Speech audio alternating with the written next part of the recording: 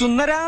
ആ നീ അങ്ങനെ സുഖിപ്പിച്ച് പുകഴ്ത്തി എന്നെ സോപ്പിടൊന്നും വേണ്ട. അതൊക്കെ എല്ലാവർക്കും അറിയാവുന്ന കാര്യമാണ് ഞാൻ സുന്ദരനാണെന്ന്. സാറിനല്ല, ഞാൻ വേറെ ആളെ വിളിച്ചതാ.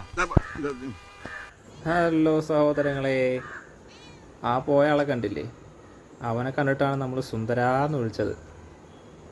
അവൻ്റെ വാലിനൊരു പ്രത്യേകത ഉണ്ട്. ഇതുപോലെ തന്നെ വേറൊരു മഞ്ഞ കളറുള്ളൊരു പൂച്ചയും കൂടി ഉണ്ടായിരുന്നു.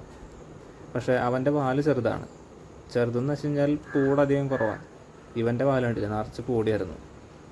ബാക്കി 3 പേരും കണ്ട മീൻ കിട്ടിയതിൻ്റെ സന്തോഷത്തിൽ കിട്ടണ മീൻ കഷ്ണമൊക്കെ എടുത്ത് തിന്നുന്നുണ്ട്.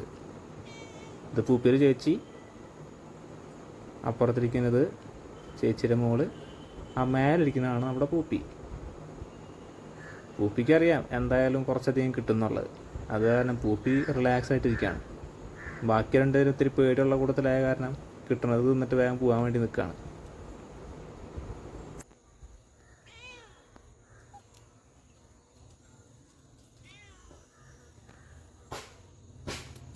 അപ്പുറത്ത് നമ്മുടെ മുത്തശ്ശി കല്ലിൽ തല്ലിറക്കണ സൗണ്ട് കേട്ട് പേടിച്ചോടിയതാ പൂച്ച.